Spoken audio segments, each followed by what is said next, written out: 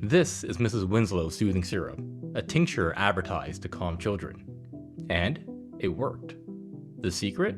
It's made with morphine, an addictive opioid.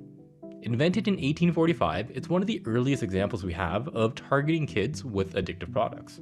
The syrup was so good at soothing children that it sold over 1.5 million bottles in a year. In 1860, the American Medical Times observed that thousands of mothers are annually relieved of all further care of their infants through the magically soothing effects of the syrup. Mothers using addictive products to calm their kids. Sounds familiar, doesn't it? In 1911, 62 years after the product launched, the American Medical Association published a book exposing fraudulent medicines. The chapter on Mrs. Winslow's was titled, Baby Killers. 1 teaspoon of syrup could contain enough morphine to kill an average infant, yet the recommended dosages were often higher. A lot of the survivors were addicted to the product from infancy, many of them brain damage from the side effects. Mrs. Winslow's was sold for another 2 decades after that book, but the damage was done, and the lesson was learned.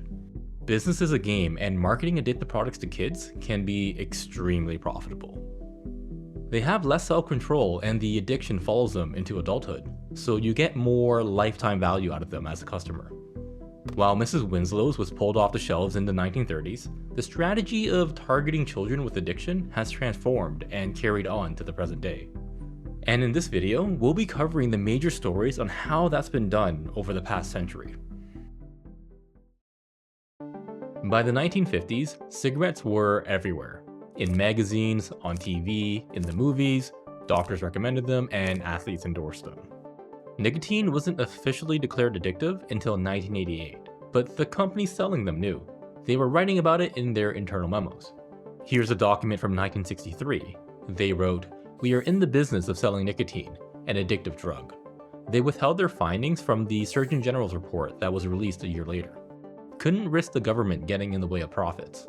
The problem that tobacco companies actually had was that their product was killing their customers, about half of them eventually.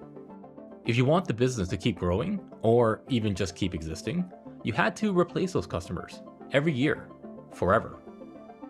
So the question the executives at these tobacco companies had was, where did the new smokers come from?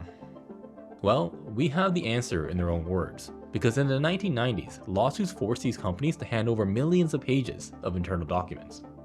1973, the assistant director of research at R.J. Reynolds, maker of notable brands like Camel, Winston, and Salem, wrote this in an internal memo.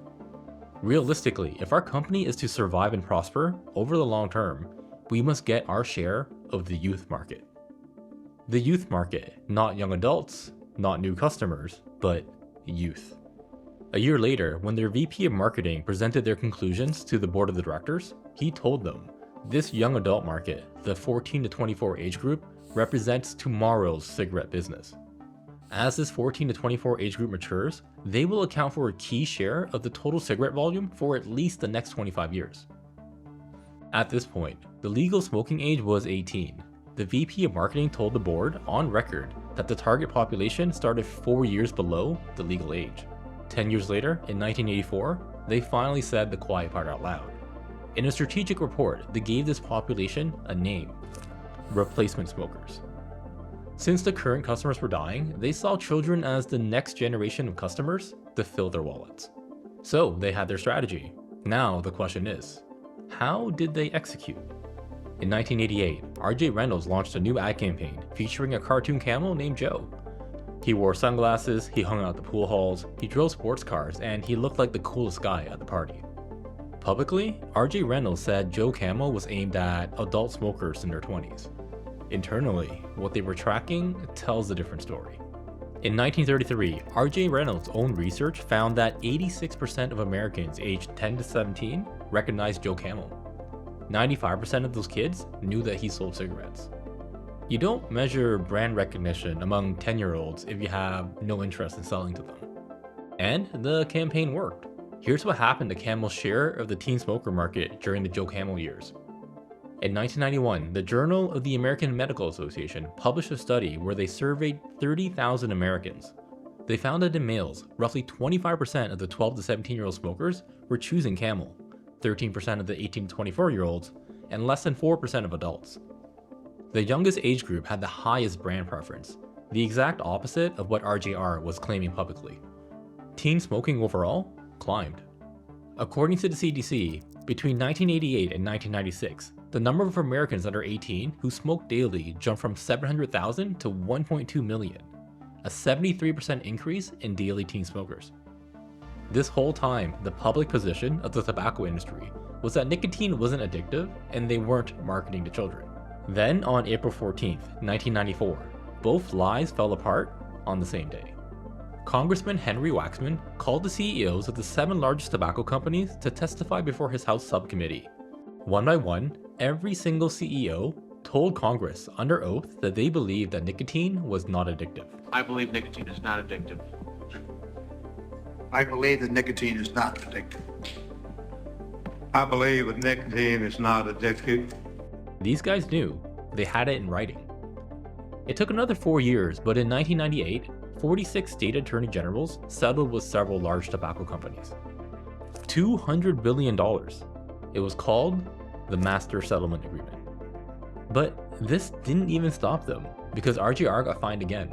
$20 million in 2022 for ads in youth magazines. It's just too profitable to get kids hooked. Buried inside the original settlement was a list of specific things that the companies were no longer allowed to do. One of them was this. They could no longer use cartoons in tobacco advertising. But that doesn't stop companies from using cartoon characters in other addictive businesses. In the mid-1960s, Saturday morning cartoons didn't really exist the way we think about it now. Kids watched TV with their parents, mostly in the evenings. But by 1975, every major American network had cleared a 4-hour block on Saturday mornings, specifically for kids. The advertisers figured something out. If you can get kids alone, with no adults present, watching content specifically designed for them, you had a captive audience. Captain Crunch, Tony the Tiger, Lucky Charms, Count Chocula. Same strategy that Joe Camel used. Cartoon characters designed to appeal to children, attached to a product that's bad for them. In 1978, the Federal Trade Commission noticed. They found that children-heavy programming was saturated with sugary foods aimed at kids and proposed to restrict them. The industry response was overwhelming. They didn't just lobby against a rule, they lobbied to take away the FTC's authority to make rules in the first place. And they won. The FTC abandoned the effort in 1981. Now, this probably marks the beginning of the obesity epidemic that plagues America today. But it gets worse. Those tobacco companies from earlier, they decided to bring their knowledge of addiction over to foods. By 1989, Marlboro owner Philip Morris owned Kraft and General Foods, while R.J. Reynolds owned Nabisco, turning them into the 2 biggest food companies in America. And they transferred their scientists. There was an effort at Philip Morris called Project 1620. The official goal was to develop EEG-based measurements, brain readings, to see exactly how the human nervous system responded to flavors, colors, and chemical additives in cigarettes. The technology Philip Morris had built to measure the human brain's response to nicotine was now being used to measure the human brain's response to sugary foods. Tara Fazzino, a researcher at the University of Kansas, published a study in the journal Addiction. She compared the chemical makeup of foods made by tobacco-owned companies to foods made by everyone else. Her findings: tobacco-owned foods were 29% more likely to be fat and sodium hyperpalatable, and 80% more likely to be carbohydrate and sodium hyperpalatable. Hyperpalatable is a technical term, but simply put, they were addictive-like. A concoction of sugar, salt, and fat in ratios that make it hard for you to say no. If you grew up in the 80s or 90s, the snack drawer in your house was almost certainly stocked with the products made by these companies. By the 2000s, the tobacco companies sold the food companies, but the playbook remained. The science of how to engineer addictive food, it's still in every processed food aisle in every grocery store in America today. Childhood obesity rates, they started their explosive rise in the 1980s. The exact decade the tobacco companies bought the food companies. When tobacco companies couldn't target children with addictive cigarettes anymore, they changed products. But food and drugs aren't the only ways that companies can get kids hooked. In the 1950s, a Harvard psychologist named B.F. Skinner was running experiments on pigeons. He'd put a pigeon in a box with a lever. If the pigeon pecked the lever, sometimes food would come out, and sometimes nothing. Skinner was trying to figure out how to get the pigeon to peck the lever the most. When the rewards were guaranteed and every peck gave them food, the pigeons got bored. They pecked when they were hungry and stopped when they weren't. But then, Skinner made the rewards random. Sometimes the lever did nothing, sometimes it gave one pellet, and sometimes it gave a jackpot. There was no pattern that the pigeon could predict, and something different happened every time. The pigeons started pecking compulsively. Past hunger and exhaustion, they couldn't stop. Skinner called it variable ratio reinforcement. He wrote that it was a schedule of reinforcement on which all gambling systems are based. He said he had turned the pigeons into pathological gamblers. Skinner published this in 1957, and the casino industry was paying attention. By the 1990s, slot machines had been redesigned around Skinner's findings, and the variable ratio reinforcement was baked into the math of every spin. Today, slot machines generate about 80% of the profit in a modern casino, more than blackjack, poker, and roulette combined. That's why when you go into a casino today, you'll see rows and rows of slot machines. The casino industry had figured out that you don't need a chemical to create addiction. You can build it out of psychology. In 2012, an anthropologist at NYU named Natasha Shull published a book called Addiction by Design. She has spent 15 years in Las Vegas studying how slot machines actually work, not just the math, but the engineering. She talked to the gamblers and the people that designed the machines. She found something that the industry didn't talk about publicly. The metrics the casino cared about wasn't dollars won or lost.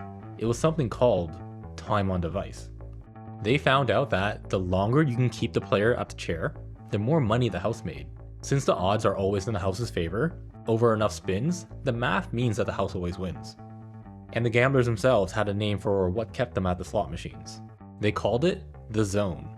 It's a state, a mental state in which time falls away, space falls away, and importantly for the gamblers, a sense of monetary value disappears, and sometimes even a sense of self. Scholl interviewed gamblers who sat at the machines for over 24 hours without eating. Sometimes they'd wet themselves rather than leave the chair. Even though they knew they were losing, they just couldn't get up. Now, remember those two terms, time on device and the zone. We'll be revisiting them, but next time, we won't be talking about casinos. In 2017, the casino industry mechanism crossed into a place that no one expected: video games. Game companies started selling something called loot boxes. You pay real money, and you get a random digital reward. Most of the time, it was worthless, but if you were lucky, you'd hit the jackpot. The sounds and animations were designed to feel like a slot machine, because it is one.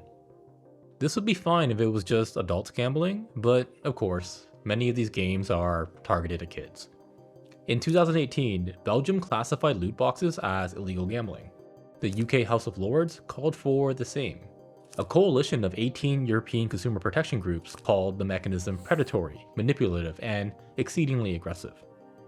EA, one of the largest video game companies in the world, was threatened with criminal prosecution in Belgium for refusing to remove loot boxes from FIFA. Then in December 2023, China, a country not exactly known for going easy on tech companies, proposed banning loot boxes and more for minors entirely. Within hours, Tencent stock fell nearly 10%. NetEase lost a quarter of its value. Chinese gaming companies collectively lost about $80 billion in market cap. The Chinese government ended up walking it back. By late January 2024, the draft rules had been quietly deleted from the regulator's website, and Tencent stock had recovered. One of the most authoritarian governments on Earth tried to take loot boxes away from just minors, and that lasted a month before the money beat them. Around the time the regulators were figuring out that loot boxes were gambling, an American company was running its own experiment to see if you could take the tobacco playbook, point it at teenagers again, and see how long you could get away with it. In 2015, a San Francisco company called Juul Labs released a new product. It looked like a USB stick. It was small enough to hide in your palm, it charged in a laptop port, and it came in flavors like mango, mint, and creme brulee. It was an e-cigarette that delivered high concentrations of nicotine. The official position of Juul was that they were trying to help adult smokers quit cigarettes. The product was a way to get addicted adults off smoking tobacco. In 2020, the Massachusetts Attorney General sued Juul. Discovery in that lawsuit forced internal Juul documents out into the open. And what they found is that Juul had built itself by running the tobacco playbook again. They launched in 2015, 17 years after the master settlement agreement was supposed to stop this kind of stuff. Juul's own internal language pointed at targeting the cool crowd of young, fashionable, urban people. They advertised on Nickelodeon, Cartoon Network, and a website called Hello Kids. Not exactly the obvious choice if the target demographic is 45-year-olds trying to quit Marlboros. And the result? By 2019, more than 25% of high school students were using e-cigarettes. The Surgeon General officially declared a teen vaping epidemic.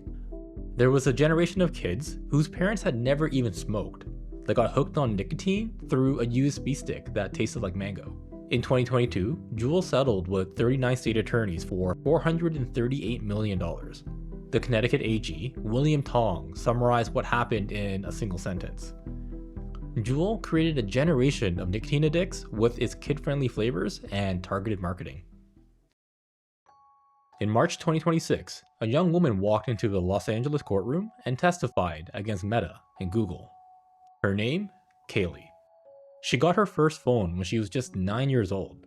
By the time she had finished elementary school, she had posted 284 videos on social media. She was spending up to 16 hours a day on her phone.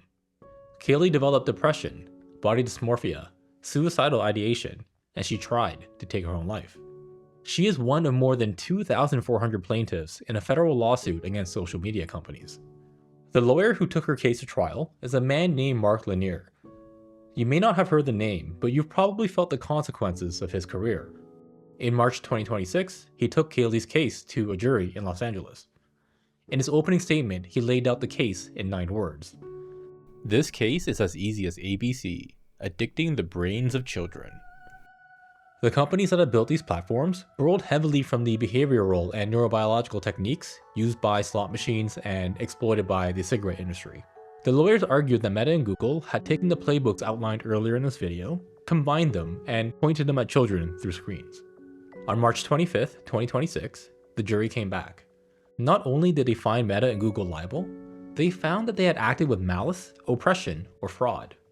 It means the jury concluded that the companies didn't just make a mistake, they concluded that the companies knowingly harmed children. The same finding that the juries reached against the tobacco companies in the 1990s. And the only reason they can make this finding, the only reason this even made it to court, is because 4 years earlier, an enormous trove of internal Meta documents had been leaked. Documents the company has spent years trying to keep buried. In September 2021, a woman named Frances Haugen walked out of Facebook's headquarters with tens of thousands of pages of internal company research. She was a product manager. She had worked on Facebook's civic integrity team. She saw firsthand the company's own studies on what their products were doing to teenagers. On October 5th, 2021, she testified before a Senate subcommittee. She said one sentence to summarize the entire stack of documents she had brought with her.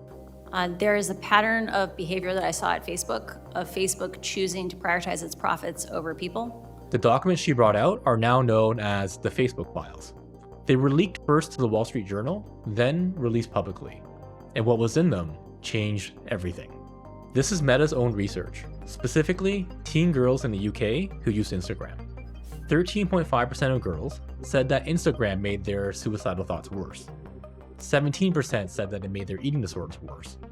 32% said it made them feel worse about their bodies.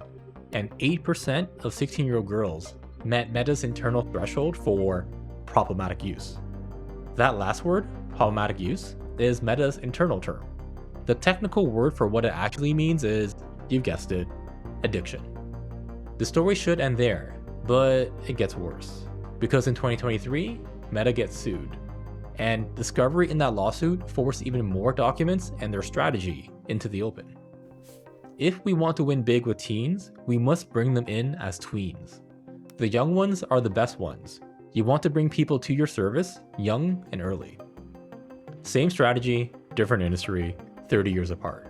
The kids are the source of the next generation of customers, and we need to get them young. But the documents kept coming. In 2019, Instagram's head of public policy emailed Mark Zuckerberg about the beauty filter that the platform had been promoting. She wrote to him, "We're talking about actively encouraging young girls into body dysmorphia." Zuckerberg replied. He said there was, quote, "clear demand for the filter, and he has seen, quote, no data that it was causing harm." He overruled her and the filter stayed. But it gets even worse. In November 2025, more documents came out from a Meta internal initiative called Project Mercury. Project Mercury was an internal Meta study. It used a clean experimental design to compare users who took breaks from the platform against users who didn't. They were measuring whether Instagram and Facebook actually caused depression and anxiety. The result? Yes. Meta buried the study. In an internal chat where they discussed how to handle the results, one Meta UX researcher wrote this, "Oh my gosh, y'all, IG is a drug." Another employee on whether to publish the Project Mercury findings. It's going to look like tobacco companies doing research and knowing that cigs were bad, and then keeping that info to themselves. Their own employees were comparing their behavior to the tobacco industry. And there's one more word from their internal chat that I want to put on the screen. What a group of Meta employees called themselves. Pushers. They were comparing themselves to drug dealers. I want to come back to those two terms from a while ago, time on device and the zone. Meta's internal user engagement metrics are functionally identical to time on device. They want to keep you on their platforms for as long as possible. The product in your pocket is built to put you in the zone. Now, I've had my own experience with this. There were times where I would wake up early in the morning, start scrolling, and by the time I knew it, it was the afternoon. I've managed to put that behind me, but I'm not a child. So now that we know that these addiction machines in our pockets are targeting children, what are we doing about it? So we spent some time going over what these companies did. Now I want to spend a few minutes telling you what's being done about it. Based on your media diet, you might think that the tech companies have won and the only people complaining were a few cranky parents. But that's the opposite of true. On October 24, 2023, 42 attorney generals filed suit against Meta. 33 of them in federal court, 9 more in state courts. Each formally accusing Meta of running the slot machine and tobacco playbook simultaneously on children. This isn't a metaphor anymore. It's become legal theory. And the verdicts have started. March 24, 2026. New Mexico verdict against Meta, $375 million over child safety. March 25, 2026. Cayley verdict. Meta and Google found liable of malice, oppression, or fraud. And over 2,400 cases in federal court right now, waiting their turn. But the US court system is slow, and while it grinds through case after case, the rest of the world hasn't been waiting. December 10, 2025. Australia becomes the first country to ban social media for everyone under 16. The platforms are responsible for enforcing it. The fines for failure run up to about $32 million US per breach. In the first month of enforcement, more than 550,000 underage accounts in Australia were deactivated. And they're not alone. Countries all around the world have begun moving in the same direction. Like Mrs. Winslow's and tobacco beforehand, this story is probably going to end the same way. The Australia ban is going to spread, the verdicts are going to add up, and the settlements are going to come in. The documentary about what Meta did is going to be on Netflix in 2035, and everybody's going to nod along and say, of course we knew. Of course it was bad. It was obvious. But before any of that happens, I want to leave you with one last thing, because I don't think this story is going to end with social media. In April 2023, Sewell Setzel III started using a platform called Character.ai. It's a website where you can talk to AI chatbots designed to roleplay as fictional characters. Setzer created one based on Daenerys Targaryen from Game of Thrones. Over the next 10 months, he developed what his mother and his lawyers described as a romantic and sexual relationship with a chatbot. He stopped seeing his friends, he quit the basketball team, and he spent most of his time alone in his room talking to a character that didn't exist. On February 28, 2024, he had his final conversation with a chatbot. The bot told him, quote, "Come home to me as soon as possible." A few minutes later, Setzer shot himself. In October 2024, his mother filed the first wrongful death suit ever brought against an AI company. She sued Character.ai and Google in federal court in Florida. The complaint accuses Character.ai of, quote, knowingly designing and marketing chatbots to appeal to children, despite the technology's predatory behavior. In January 2026, Character.ai and Google settled the case. While we don't know for a fact that Character.ai was specifically targeting children with an addictive product, we already know that chatbots are designed to keep you as engaged for as long as possible. And I don't think we can stop the chatbot version of this from happening since it's already arrived, but I think we can shorten the cycle. The reason Mrs. Winslow's lasted over 60 years is because the information took too long to spread. The reason Big Tobacco lasted 80 is because the information was hidden. And the reason Meta is still here is because most people haven't heard about or realized how bad it is yet. The strategy works when nobody can see it, but it breaks when enough people are aware. So if you got something out of this video, if any part of this changed how you look at that thing in your pocket, or the thing in your kid's pocket, please share it with at least one person, someone who hasn't been following, and perhaps we can spread the message and slow it down. Thank you for watching.